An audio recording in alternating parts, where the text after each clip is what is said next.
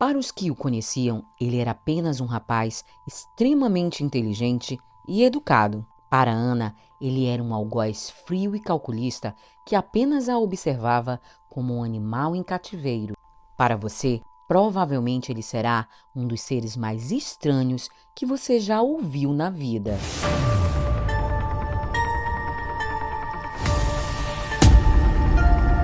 Olá, meus amores, tudo bem? Eu sou Mila Prado e eu tô muito feliz por ter vocês aqui em mais um vídeo.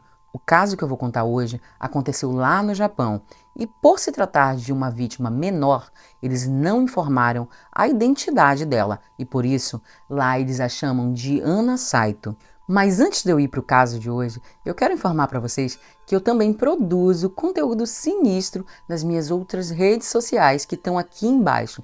Então, se você gosta muito desse tipo de conteúdo, fica a dica e vai ser um grande prazer ter vocês por lá também. E quanto a esse canal aqui, se você ainda não for inscrito, se inscreve. E se já for e não tiver ainda ativado as notificações, ativa para você não perder nenhum caso sinistro a partir de agora. Se puder, deixa o like logo agora, porque me ajuda muito e eu sou muito grata. Agora, bora para a história. Ana Saito, de 13 anos, morava em uma casa na província de Asaka, localizada a leste de Tóquio, no Japão. Ela era descrita como uma menina muito aplicada, educada e obediente aos pais, e tinha como hobby fazer aulas de balé. Ela cursava o primeiro grau do colegial e estudava na escola Asaka Daizan Junior High School, na cidade de Asaka. No dia 10 de março de 2014, Ana foi à escola normalmente e, segundo relatos, nada de anormal teria acontecido durante o período das aulas, mas essa desapareceu após deixar a escola naquela tarde. Quando sua mãe chegou em casa, por volta das 17 horas, não a encontrou. Embora Ana não estivesse em casa naquele momento, sua mãe pensou que ela talvez estivesse na casa de alguma amiga e que logo voltaria, mesmo que isso não fosse algo comum dela fazer. As horas foram se passando e os pais já tinham procurado por Ana por todos os lugares onde a menina poderia possivelmente estar. Suas amigas também não tinham ideia de onde ela poderia ter ido. Então, por volta das 20 horas, quando Ana não voltou, a família finalmente foi até a polícia para informar seu desaparecimento. Imediatamente, as procuras pela menina deram início e até notícias na mídia e canais de televisão começaram a surgir com diversas informações de Ana. Após o início dos interrogatórios, a única pista e testemunha relevantes do caso era o vizinho da família, que teria visto a menina na entrada de sua casa, ainda de uniforme, conversando com um homem na faixa de 18 a 20 anos. Depois disso, ele a viu entrar em um carro com esse homem e logo os dois teriam saído. Assim, logo surgiu a teoria dela simplesmente ter fugido, já que esta foi vista entrando no carro por vontade própria, mas haviam pistas deixadas que indicavam um cenário diferente. Para os pais, a teoria dela ter fugido com um suposto namorado não fazia sentido, pois ela não teria levado nada, nenhuma roupa, pertence pessoal, aparelho celular ou notebook, já que tudo teria ficado em seu quarto. Eles afirmam que se ela estava na porta da casa e tinha pretensão de fugir, ao menos ela tinha pego alguns objetos pessoais. Mas contra qualquer expectativa, no dia seguinte, logo pela manhã, havia uma carta que aparentemente teria sido escrita por Ana, endereçada a seus pais. Nessa carta, ela dizia, abre aspas, quero fazer uma pausa em casa e na escola. Por favor, não me procurem. A família reconheceu que a letra era mesmo de Ana e a polícia entendeu que ela realmente só tinha fugido de casa. Mas sua família nunca acreditou nisso, pois embora a caligrafia fosse da menina, eles disseram que aquele não era o modo dela escrever. Após 9 dias, no dia 19 de março, a família recebeu uma segunda carta, que também tinha a letra de Ana, e dizia, abre aspas, eu estou bem, desculpe por causar tanto estresse, mas não me procurem. Fecha aspas. Dessa vez, a carta tinha uma pista. Havia um carimbo dos Correios indicando que a carta teria sido postada da cidade de Chiba, a cerca de 58 quilômetros da casa de sua família.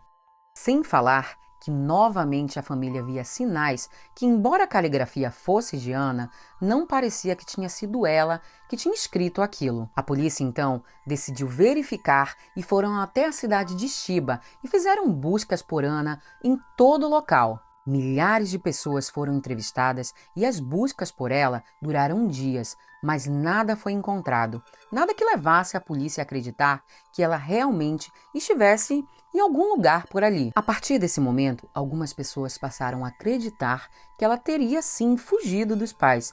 Isso porque, na idade que ela estava, 13 anos, era normal que se ela tivesse ficado com raiva dos pais por algum motivo, ela fugisse. Mas apesar das muitas teorias que surgiam, a polícia não pôde ignorar o fato dela não ter levado seus pertences particulares e que seus pais garantiam que aquela não era a maneira de sua filha agir.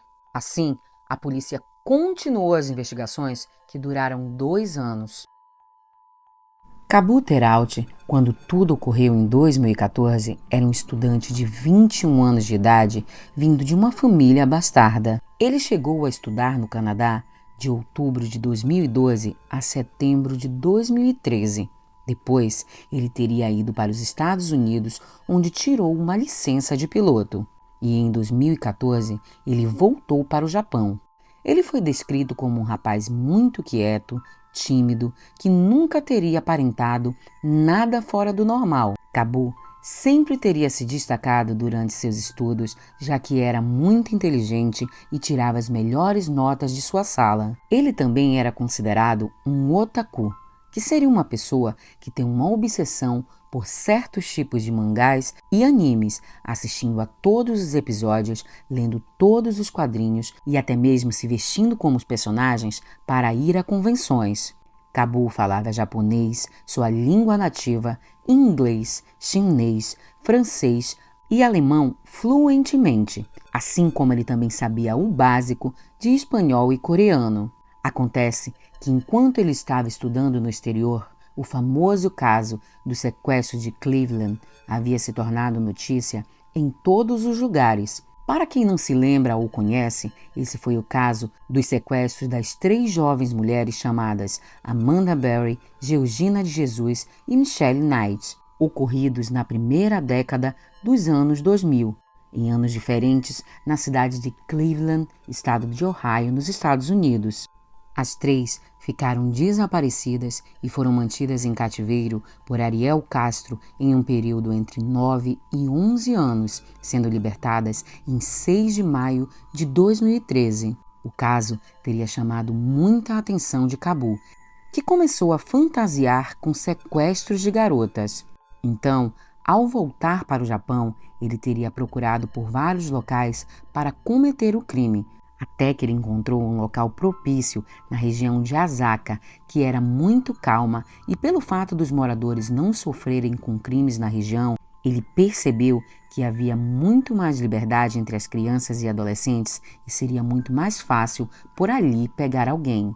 Assim, em 10 de março de 2014, ele teria avistado Ana Saito saindo da escola e teria a seguido de carro sem que ela percebesse. Ao chegar na porta da casa, o rapaz teria abordado a menina antes que ela entrasse no imóvel. Mas a verdade é que Kabu estava stalkeando Ana muito tempo antes, pois ele chegou a fazer uma pesquisa intensa sobre ela na internet. Assim, quando ele a abordou, ele já sabia seu nome completo e o nome de seus pais, se apresentando como advogado, e por isso ela teria confiado nele. Ele teria dito a Ana que seus pais estavam se separando e que eles teriam pedido para que ele cuidasse dela por algum tempo, até que eles conseguissem se organizar. E ela, que era muito inocente, acabou acreditando e o seguiu até o carro, conforme o vizinho havia testemunhado.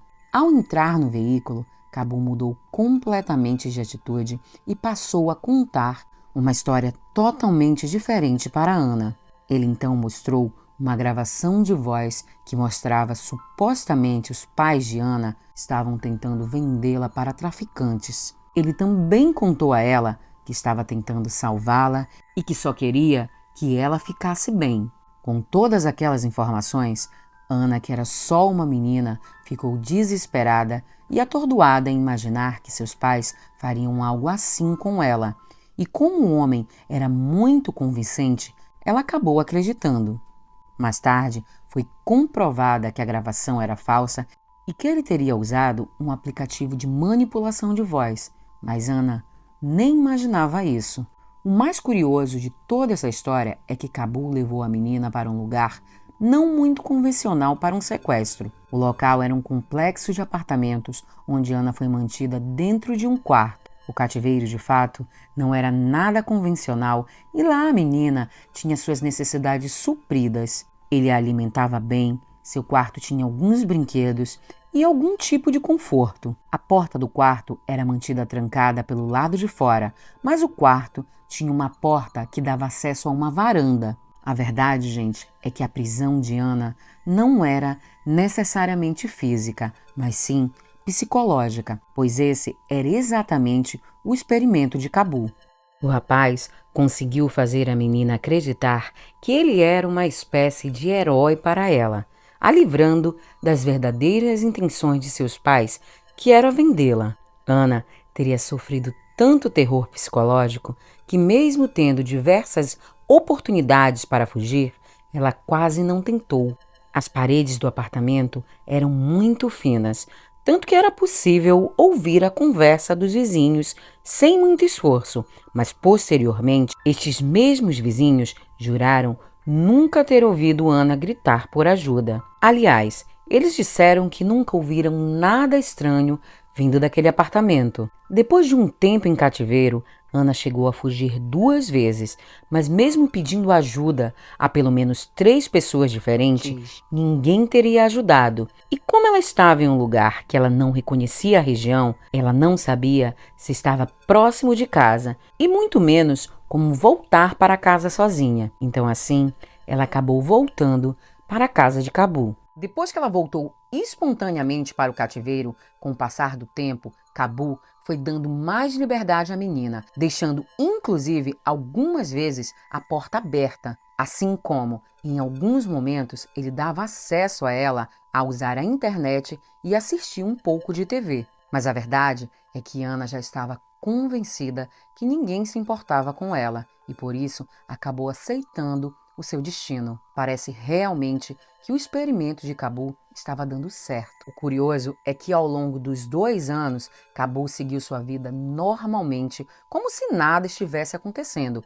Ele se formou com honras em fevereiro de 2026 no Departamento de Informação e Imagem da Universidade de Chiba. Durante esse período, ele também teria feito algumas viagens para visitar os pais e também saiu de férias. E em todas essas ocasiões, ele deixava comida para ela e a deixava dopada com um chá chamado Glória da Manhã, que causava alucinações e dopava Ana para neutralizá-la.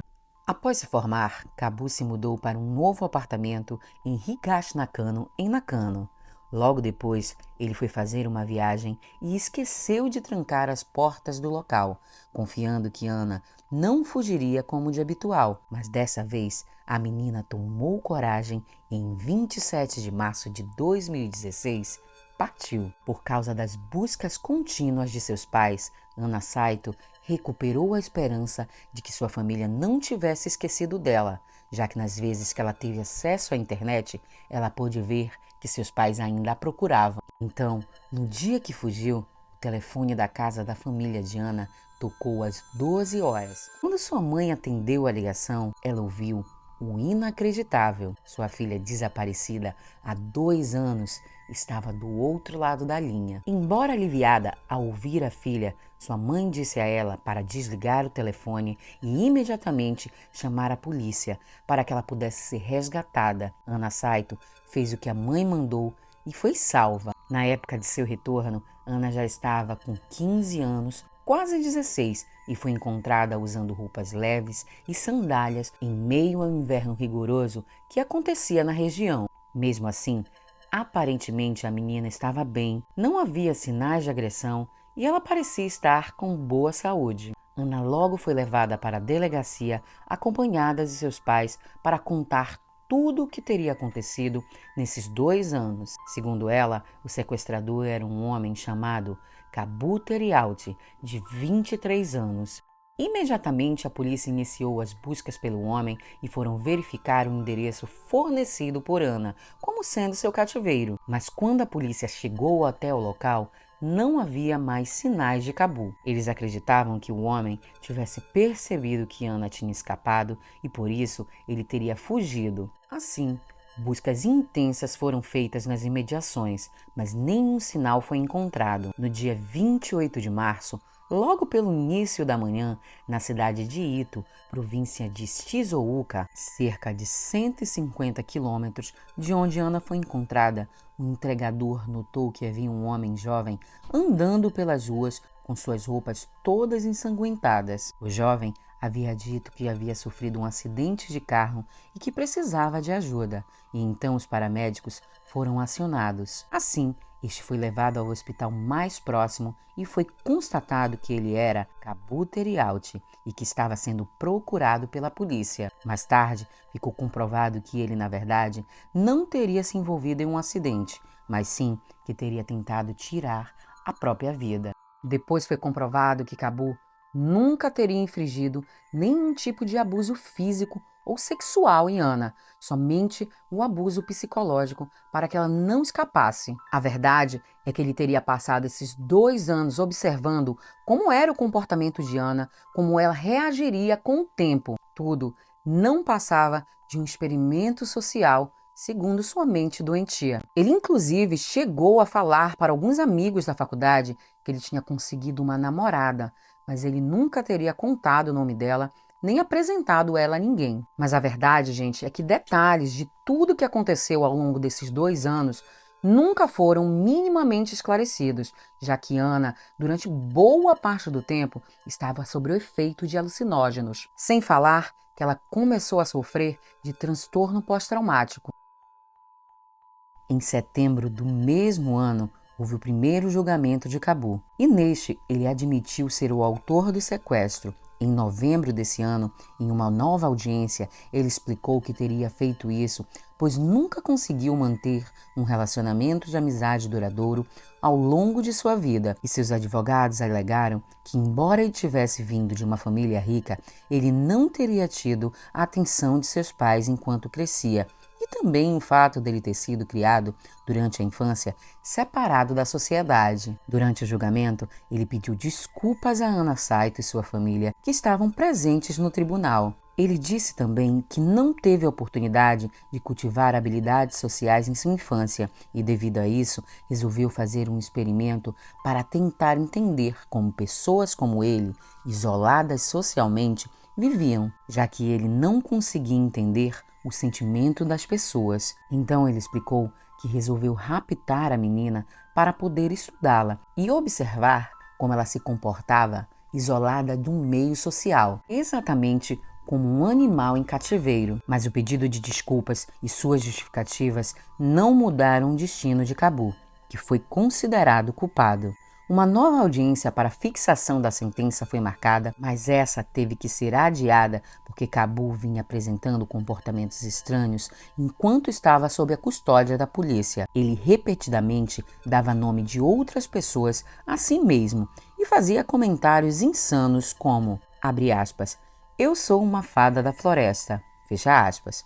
Assim, antes que o veredito fosse proferido, foi solicitado pela defesa uma avaliação psicológica. Gente, mas antes de eu informar para vocês o que foi concluído pelos psiquiatras, eu preciso deixar algo bem claro aqui. O que eu vou dizer agora não é uma avaliação, muito menos um pensamento meu. Eu preciso ressaltar isso porque algumas pessoas não entendem que quem está narrando o caso não passa de um mero interlocutor.